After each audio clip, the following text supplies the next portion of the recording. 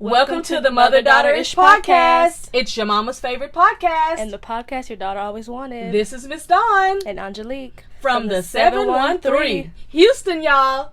Get connected and stay connected weekly as new shows debut on Sunday, Wednesday, and please check out our Saturday Out and About showcases. Enjoy the show. Please subscribe, like, share, comment, and tell every woman on the planet that you know about our show. Here's our show for today. Hey ladies, this is your official invitation to join us on the Winner's Circle Cruise in January. We're going to meet in Fort Lauderdale and go through Key West. And then from Key West, we are going to go over to Bimini, Bahamas. If you have not been to the Bahamas in the last year or so, you've got to go. It is so wonderful, so lovely, so awesome. So far, we've got a good group of ladies that are already signed up. The max to go is 24, unless something wild happens, but 24 is the max. If you received the flyer from me, you know that you need to go ahead and get your deposit down. So we'll spend the first day in Fort Lauderdale getting on the cruise. It'll spend a day on the water. We'll get over to Key West, spend a day there. That'll be day 3. And then for day 4, we will be in Bimini, Bahamas, and we will spend an entire day there where we will just foo-la-la, foo-la-la, foo-la-la. And the final day, we will be back in Fort Lauderdale. I do suggest that you get to Florida, Fort Lauderdale, Florida, the night before the cruise. I have seen people be left, so don't be one of them. Now, if you want to leave the day we get back, the cruise is going to be back. By the time you get off, it'll be 10. So if you want to book you a flight, book it after 10 or noon. You just saw the beautiful rooms that we are going to be booking. Yes, every room will have a balcony unless you declare otherwise. Now look at that water. Can you tell me you don't want to be there? Look at all of those good markets. You telling me you don't want to be with the Winner's Circle? The Winner's Circle is for women owners of businesses that want to get together with other women from all over different places to be able to mastermind, to talk about our businesses, to grow, to support one another, to hear others' perspectives on how you can do things different in your business to be the best business and to grow your business. Anything that you can't talk about with other people, this is a great time. Join us on the Winner's Circle Cruise. Hey, mothers and daughters, I have another great interview, and I am going to be speaking today with Miss D.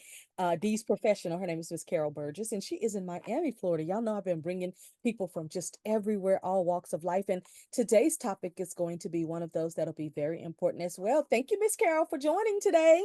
Okay, I want to thank you so much for having me. All right, now I know everybody that's listening is like, well, now wait a minute. You say she's from Miami, but where's that accent coming from? Well, actually, I'm from Miami by way of Jamaica, so I can bring in the Jamaican accent if I need to.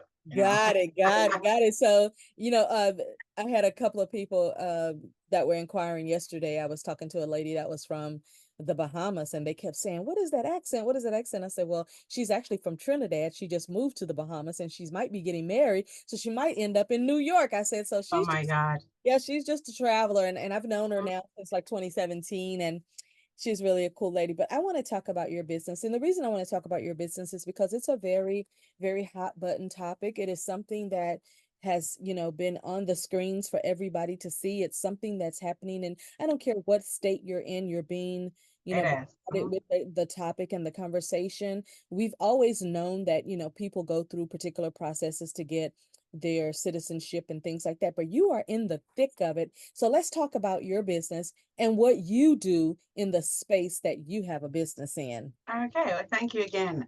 Okay, Yes. so my company is called D's Immigration Services, and I've had this company for about 12 years, but I want to take you back, like why am I doing this? Right. Okay. And so I came here because my husband sponsored me. So my husband, his family sponsored him. And in order for someone to live in the US, you need to be sponsored. So his family actually sponsored him. So he came here way before me, and then he sponsored me and my children. So the thing that we did not do, because we didn't know, is that we never hired somebody like myself. We didn't hire an attorney. We didn't hire a global immigration consultant. That's what I am. Or you can call me a legal rebel. I'm okay with that. But we never, we tried to to do this system ourselves, which can be complex. And it took us a while for me to get here. Right. Right. Because we were doing it ourselves. Immigration can be complex. Yeah. And so, so I came here with my two children. One was only 6 weeks old, and we came here on the last day. So when immigration say, hey, you're okay to travel, they give you a certain time that you have to leave the country. And my day was March 31st. Girl, I left there March 31st. Not because I wanted to, but because it took me so long to get the stuff that I had to get together to leave the country. The immigration officer gave me the option of having my baby in Jamaica and to bring the baby with me, but they never told me you had to jump through some hoops and some loops to do that. But anyway, so my dad is one of those, Jamaicans that know everybody, and it's a good thing. So he was able to help me to jump through the hoops and the loops and whatever. So we got here on the last day. Now, think of somebody who know no one. They would have had a problem. So I came here, and when I came here, there was nobody to tell me anything. Like there was just nobody. What year was that? Oh my God. My daughter is 40. Okay. We came here when she was 6 weeks old. So in the 80s. She cried all the way. Yes. So there was nobody to help you to navigate even America. Right. You're coming from a country where nobody even teaches you financial planning. Credit, what's credit? So everything was so new to me. The whole place was new. The whole culture was new.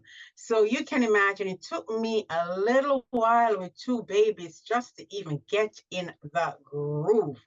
Right. Okay. It took me a while to get in the groove. And in the meantime, I had to go back to school, because now to get a job, you need to have a different level of education. And so I bounced around from employment to employment. I worked with Air Jamaica for a long time, and that was traveling all over the place, but I was close to my culture. When Air Jamaica closed, I decided I'm gonna go do law, something with law, and I became a paralegal. Okay. As a paralegal, I started working with an immigration attorney. And that's when the lights went off. I'm like, oh my God, this is why you got it wrong. This is why so many people got it wrong, because nobody was doing it right. So I started working with the immigration attorney, and then so I started paying close attention to what was going on in her office. And I worked with her for a while, and then I branched out on my own. Right. So, and the reason I branched out on my own is the reality is that everybody cannot afford an attorney. But once you're in the system, you need some help. So I branched out on my own, and I started navigating the system myself. I started figuring out how to do it so I could help my community, because it's all about your community. Of course, we need to eat, but we also need to help our community. And so that's how I got started. With Deed Professional Services, and you are an immigration consultant. I am an immigration consultant. So my logo is Immigration Done by Immigrant. Oh my goodness, how clever. I like it.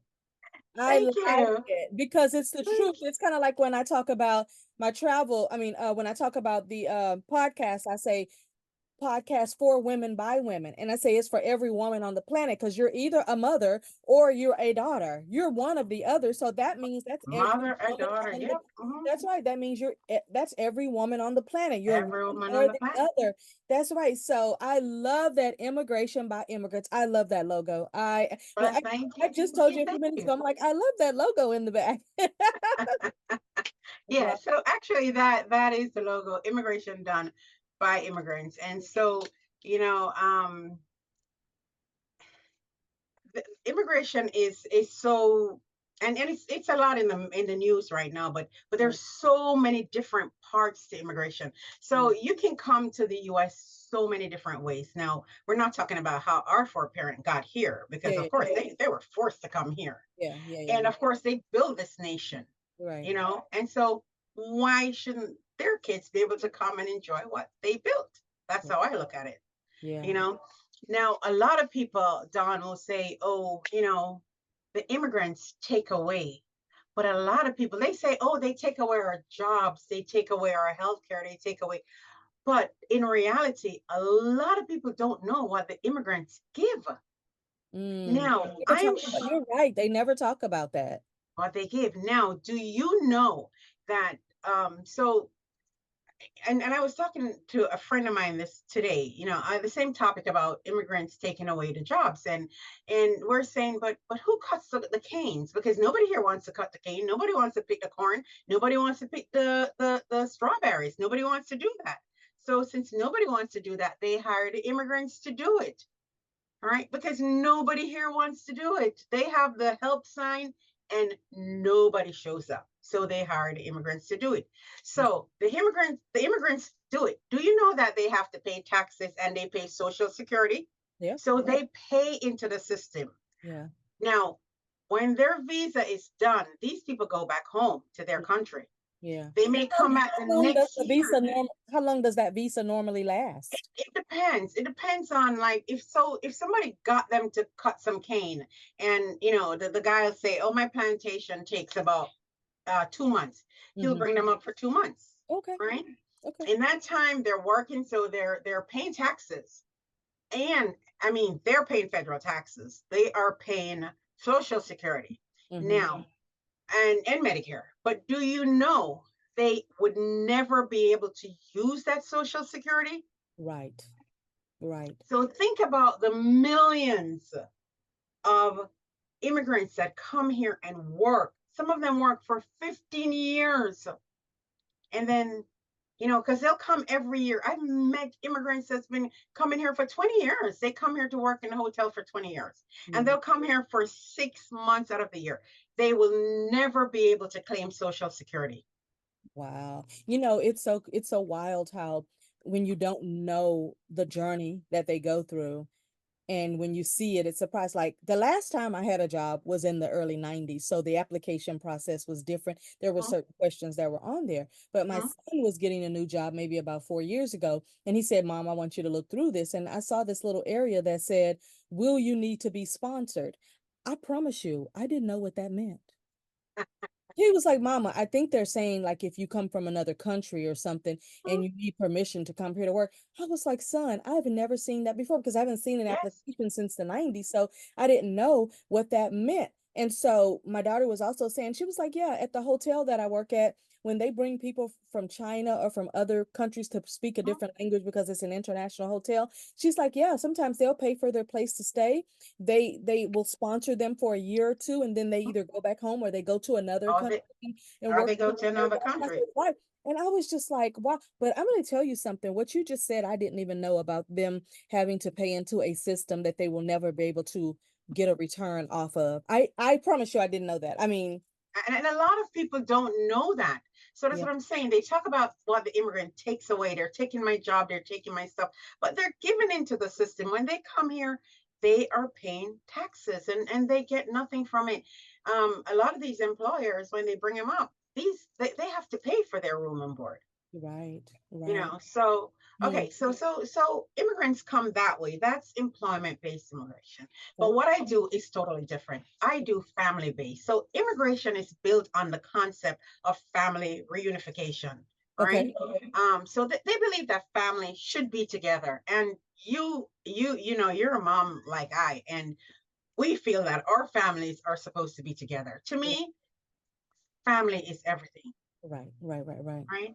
Regardless of whether you're mad at Uncle Tom tomorrow, by the next weekend, Uncle Tom gonna make it up back. Family is everything, you know. And so the American immigration system, that's what they're based on, family reunification. So what I do, I started out doing family-based immigration. And exactly what is that? Now, that is so to come to the US and live permanently to get a green card, there is a process. And so and there's like basically two ways that you can get a green card. One, while you're in the US and adjust your status. And if you're outside, you do what's called consular processing. Okay. So there's basically like two procedural ways to get green cards. So everyone that's in the US that's going to get a green card, whether you're an asylee, whether you crossed over, you claim asylum that was granted to you, or whether you, as you know, a company sponsored you and as employment based or there's a couple other ways, you still have to adjust your status. Now, I don't do a lot of those. What I do is family based, or I started out doing family based. So, for example, Don, you came to America and you met the love of your life and you got married. Right. And he's like, I do not want my Don to go back to Jamaica. He's, and so then he'll contact me or an immigration attorney and say, I don't want Don to go back to Jamaica. So now immigration has policies. So they have, Dawn has to be eligible based on the fact, how did she get here? Like so they have how I get here. Does that matter? Of course it matters. What if I just showed up here? You mean you crossed over the border? Illegal, yes. Yes. So and let's throw a little monkey wrench in there. And now I'm pregnant. And now you're pregnant. So you came across the border and now you're pregnant. Yes. Now, you came across the border, did you claim asylum? So if you came across the border, you have a year to claim asylum. So you can claim asylum if you fear persecution from your home country. Okay. All right. And so immigration has about 5 things like race and nationality, a special group, political opinions, and religion. So a lot of times, and I'm pretty sure they pick those 5 because those are the things that people are persecuted because of more than ever. Okay. All right. And so within that group, when it says special group, it's open, so you can have the people are homosexuals, could be a group of ladies who are forced to get married, or group of ladies who they've lost body parts because of their culture, stuff like that. So they would fall within that group. So if you claim asylum, then I'll say, okay, Don, we're gonna do your asylum application, and then once it's approved, then we adjust your status. Now, but I didn't. You didn't claim asylum. So the if you did not claim asylum, then you have no grounds to stand on. Even though I now have this American baby in me.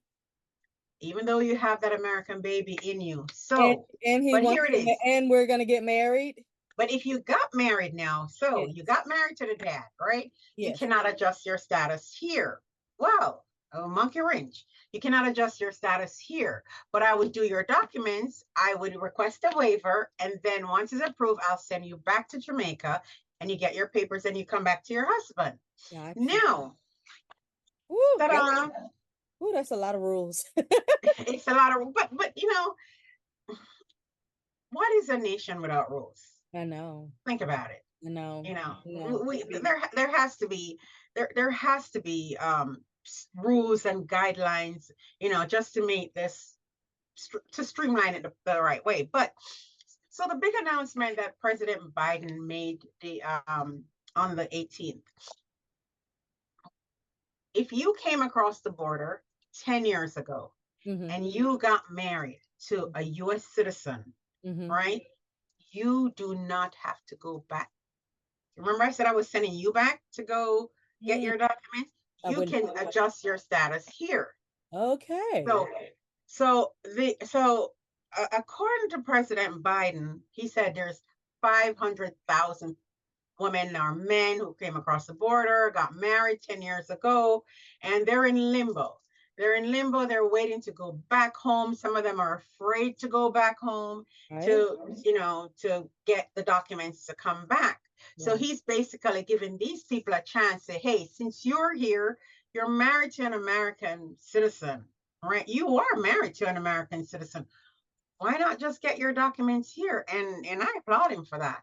That's a safer bet too, because it if is a people are safer already bet. afraid to go back and get those documents, and it's like, oh, they may try to force them to stay and deny them the documents anyway. So now you're back in a place that you got to figure out how to get away again. Yeah. Back in a place. So a lot of people would not go back home because they're afraid. I remember I met a lady who got married to this Haitian. They have 1, 2, 3. I think they have 5 children. So she's been married to this guy. The Jamaican said from Wapico, Philip, means a long time. And so he was waiting to go back home, and he's been waiting now for about 6 years that they have filed that thing. So COVID came and locked everything down, pushed everything back. So he is waiting. So now this thing is going to stop him from going home. Oh, shoot. This would help him. You understand? But we're talking about a man that's been here for a long time, has his family, they have a house, they're working. You know, he has no criminal anything. Do you find this in this complicated system of immigration, for those of us who don't know? I don't mean for you. I mean for those of us who just don't even know. Do you find that there are a lot of individuals who are not from the United States of America that they commit kind of, they get married just to get the citizenship, and then it's not a real marriage, but it's just for the citizenship? And I'm asking that question for a very, very important reason, because I was offered $50,000 to marry. Whoa, how many thousand? $50,000 to marry someone that was from a specific country that I was like, one, what made you think you could be bold enough to ask me to do something like that? Second of all, you're saying stay married for 5 years. And so, my mind got to thinking 50,000 divided by 5, that ain't enough money. Then third, I was like, what if you end up marrying, and I was just thinking of this on a general level for a woman. What if you end up marrying a certain person? Now your name is connected to that person on paper, and then that person gets their citizenship, comes over here and commits some type of fraud or burns down a building or well you actually people. Wouldn't you be responsible for that person? Because so we're gonna back up. The mere fact he offered you money and you got married to him, that's fraud in itself. That's immigration fraud. Right now you're asking me, do they get in trouble? Do they go to jail for that, or do they go back home? You'll get deported, and the person who got married, they can also be, they can also get in trouble with immigrations. Now, way back when I just started doing immigrations, right? So you would come in with your husband, and then you would get married. You get married, come in with your husband, we do your paperwork, and you'd be fine. So what was happening was that a lot of people were, get married, got divorced, got married somebody else, blah, blah, blah. And immigration realized that, listen, some of these marriages are not bona fide marriages. So then what they did, they put a 2-year in place. So when you get married to somebody, you have 2 years that you have to live with that person, and then show immigration at the end of that 2 years that it's a bona fide marriage. Right. Well, so how do you show them it's a bona fide marriage? So if you're going to have bank statements, you're going to have a lease, you're going to be doing your taxes together. So you don't necessarily have to consummate the marriage. All right. Well, I mean, immigration don't really ask that, but they're assuming, they're assuming that, listen, it's a bona fide marriage because, you're giving me all the things that I've asked for. So immigration asks for loads of things. I have seen marriages that have a couple that has gone to immigration, that their marriage is real, and they have gotten denied. And their marriage is real, and they got something wrong. And I'll give you an example. So immigration asks the client, in your bedroom, how many closets? And it's one long closet, but it's part in two, his side and her side. Right. So he says one closet. She says it's two closets. Right? Now That is semantics they are at its both best. right? They are, because it probably has two doors on it, like my closet, but when Of you walk in, course. it's literally one big closet. Wow. So the other question they ask him, have you ever been to your wife's job? Oh. Now he drops his wife at work, but he's never been inside. So he says no, she says yes. He says, no, I've never been to her job. I've never been inside of her job. Right. Right. Okay. They were denied. And when I tell you it's a real marriage, it's a real marriage. Wow. Right? How long have you been doing this particular immigration consulting? How many years? I've been doing it for about 12 years. 12 years. So I've met everybody. And would you say in the last 5 years, business has been busier than ever in the last 5 years? Yeah, yes. But and is it because I'm out there a little bit more, in the sense that when you just start, see the reality for me, I just started social media 6 months ago. Before that, I was word of mouth, and I kept busy, being word of mouth. Right. And so I would, more people, the more clients I have, it's the more clients I get. So is it because more people are coming over, or is it because it's me? I think it's a little of both. Yeah. It's a little of both. I mean, the reality is that a lot of countries are having problems. Look at Haiti. Yeah. I mean, Haiti is having a lot of problems, and the Haitians, our immigration system, when it comes on to the Haitians, we treat them the worst.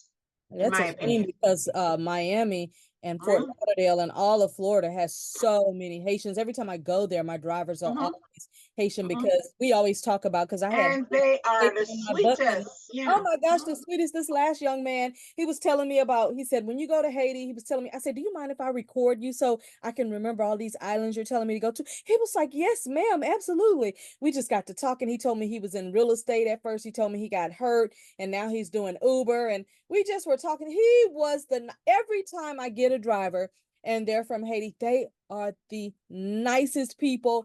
I've never met anybody from Haiti that I would say, they are. But you look on Haiti, and they have so much problems. I mean, problems like crazy. Yet we'll send back a boat of Haitians, right? You look on Cuba, but because of what they have in place, we'll accept the Cubans. But is Cuba any different from Haiti? In reality, they're not. Now in the Miami area, what's the biggest immigration group that you end up helping? Is it the Haitians, the Cuban? Who's the biggest group that you see that really finds their way to you? The Jamaicans. The Jamaicans. And this is it. See, now I work from home. Right. I work from home, and most of my business is not in Miami, to be honest with you. I have a lot of South Carolina. I have New York, Atlanta. I have clients all over the US. Miami has a lot of Spanish people, and they kind of tend to stick to themselves a little bit. For me, I am an ITIN certified person. And the other day, a Spanish lady called me, and I'm like, how do you get my number? She's like, the IRS gave it to her. I'm like, wow. Oh, that's really cool. Yes. That's really cool. And that's something I never advertise, that I am an ITIN. And what an ITIN is, it is if she's married to a US citizen and they need to file taxes, she doesn't have a social security. So she can apply for an ITIN number, and then they're able to file taxes and open their bank accounts and do the things that they need to do. It doesn't give you the okay to work, but it gives you can go open your business, you can do the things that you need to do outside of work. And so I thought about it. I'm like, maybe I should advertise a little bit more, and maybe, I have Spanish clients. I've had a Spanish family now for about 5 years, and I've done so much. As a matter of fact, the wife just became a citizen. Oh, wonderful. Yes. So I have a few Spanish clients. I did two people from France last year. I had to call my Haitian friends to go, you got to come help me, So the business is growing, and I love what I do because I just love helping my community. Put And it I that know way. that that's definitely true. What does it do to you when you have to turn a client down for whatever the reason is? If you say, well, this is so complicated that it's just not going to work out the way you need it, or they don't have the money to pay you, or just it's a You unique know, situation. What do you do in those cases? Because to be honest, I don't turn anybody down, even if they don't have the money to pay me, because I know exactly how it is. My brothers always laugh when they say, are you running a business or not? And but in saying that, just so you know, I'm starting a 501c3 company called Freedom Pathway. Yes. Yep, yep. And that 501c company, the intent is that I want to be able to help, the immigrants that, they come here, they need the services, but they have no money. There's social services out there that are helping them, but they are so loaded. They have so many of these people coming across the border, Right. so many that, they're not getting the help. And one of the things, once you come across the border, you have a year to file your petition. A lot of these people are missing the year. 1 year. There's nobody to help them. And that means the clock is ticking, because we know a year can go by so fast. Like just like that. Oh man. And if you go to an attorney and you don't have $10,000, they can't get the service. And if they go to Catholic Charity will help them, but they are so. I was gonna say they may be on a 3 or 4 year waiting list, depending on in there, because they are so busy when they really need to know about you and these professional services, so that they can start delegating some of those individuals to you, instead of saying, hey, you're going to be on a year waiting list. So that's what I'm hoping, So Freedom Pathway is on its way, and I am hoping that pretty soon we're going to be able to help some of those individuals that really need their help. I mean, you're looking at something as simple as citizenship.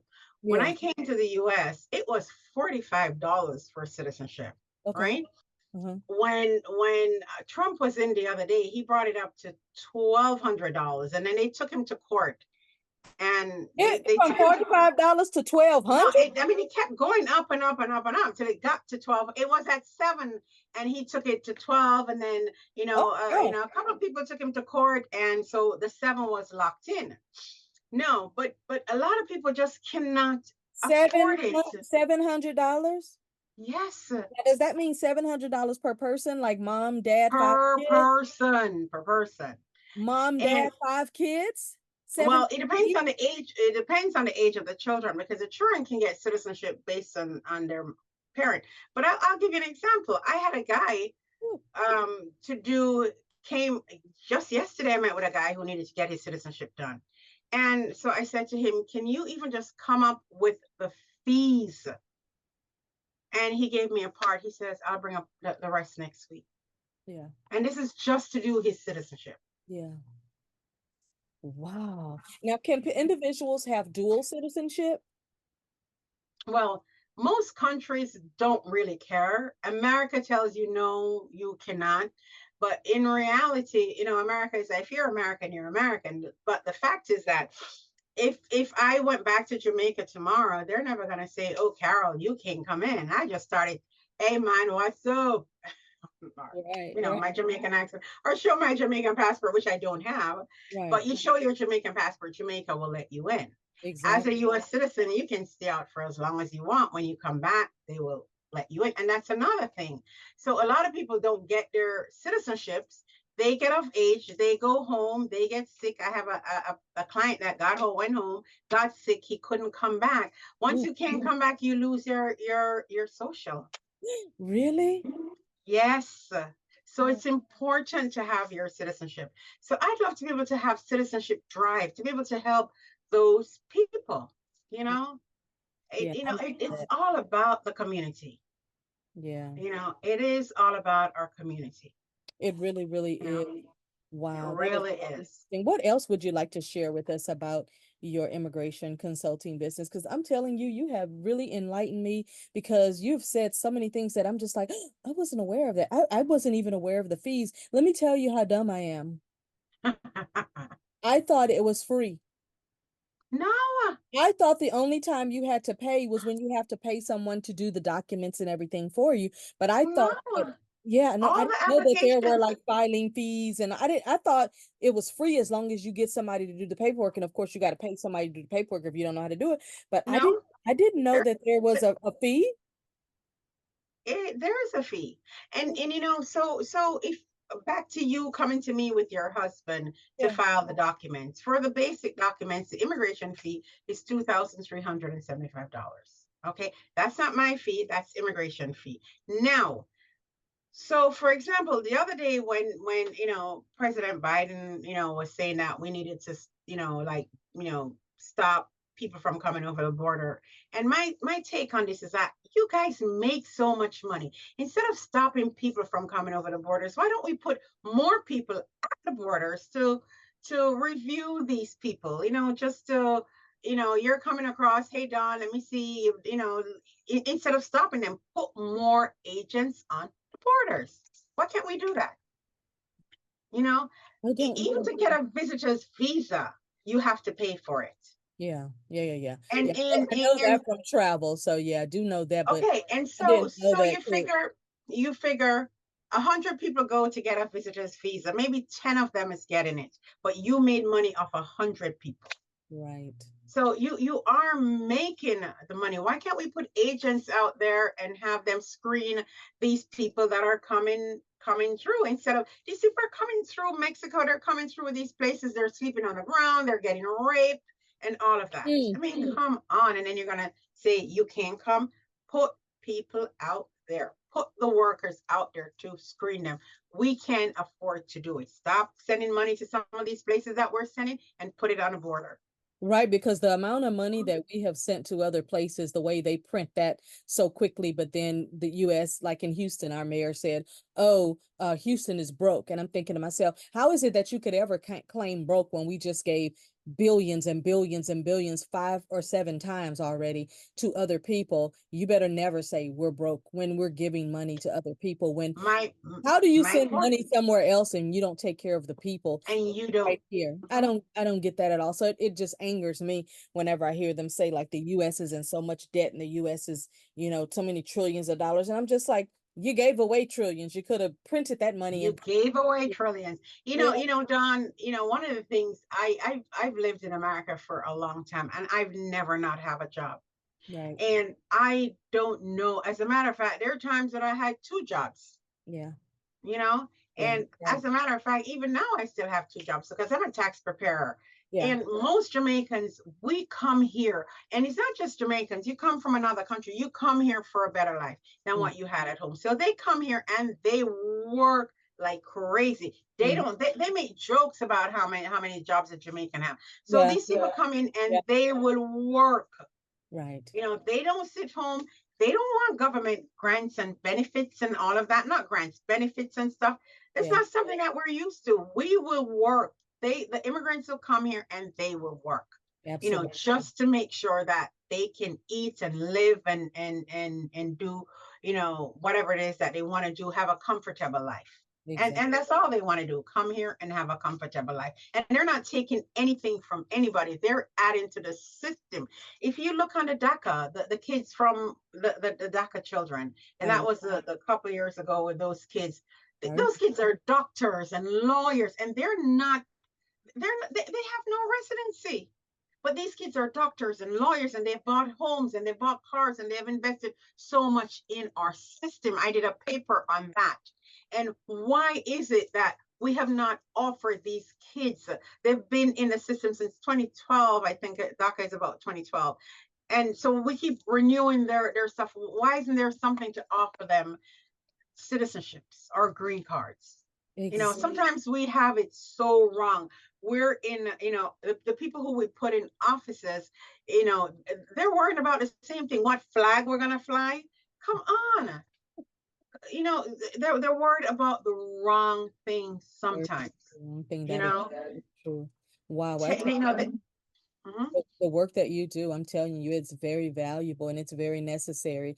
And I hope that everyone that needs your services will find you where they can find you. Because I can tell just from the day that I met you, that you're very passionate about what it is that you do. And that's the type of people that we need as entrepreneurs that love the work that they do. Because, like you said, even when people come to you, if they can't afford the services or whatever, you're going to figure out a way to still be able to help them. So that is Yeah. absolutely admirable. Any parting words with our listeners and viewers? Anything you'd like to say before we go?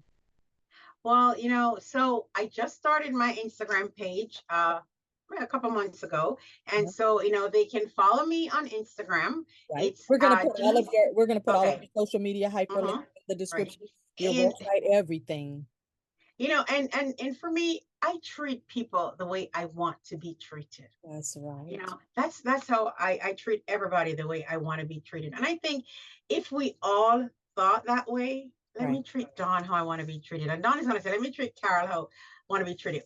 It would be such a better world for It all of really us. would. It really would. That is the truth, You and know? that is the best Mhm. way.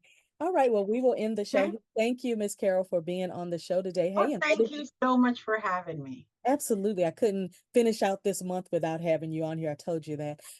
So mothers and daughters, let me tell you something. Connect with Miss Carol if you know someone who needs her services, if you yourself need her services. And I know that you've learned so many things today, like I have. I'm like, she's taught me 5 new things today that I didn't even know about this whole process. So in the description box for the YouTube channel here will be her social media links. If you want to connect with her, follow her page. She gives a lot of great information on her page. I've seen her videos. So definitely check her out. Miss Carol, thank you for being here today as my Thank guest. you so much, guys. All right. Really Bye-bye. appreciate it. All right, Bye. mothers and daughters, until next time. Bye. Hey, ladies, this is your official invitation to join us on the Winner's Circle Cruise in January. We're going to meet in Fort Lauderdale and go through Key West. And then from Key West, we are going to go over to Bimini, Bahamas. If you have not been to the Bahamas in the last year or so, you've got to go. It is so wonderful, so lovely, so awesome. So far, we've got a good group of ladies that are already signed up. The max to go is 24, unless something wild happens, but 24 is the max. If you received the flyer from me, you know that you need to go ahead and get your deposit down. So we'll spend the first day in Fort Lauderdale getting on the cruise. It'll spend a day on the water. We'll get over to Key West, spend a day there. That'll be day 3. And then for day 4, we will be in Bimini, Bahamas, and we will spend an entire day there where we will just foo la la, foo la la, foo la la. And the final day, we will be back in Fort Lauderdale. I do suggest that you get to Florida, Fort Lauderdale, Florida, the night before the cruise. I have seen people be left, so don't be one of them. Now, if you want to leave the day we get back, the cruise is going to be back. By the time you get off, it'll be 10. So if you want to book you a flight, book it after 10 or noon. You just saw the beautiful rooms that we are going to be booking. Yes, every room will have a balcony unless you declare otherwise. Now look at that water. Can you tell me you don't want to be there? Look at all those good markets. You telling me you don't want to be with the Winner's Circle? The Winner's Circle is for women owners of businesses that want to get together with other women from all over different places to be able to mastermind, to talk about our businesses, to grow, to support one another, to hear others' perspectives on how you can do things different in your business to be the best business and to grow your business. Anything that you can't talk about with other people, this is a great time. Join us on the Winner's Circle Cruise.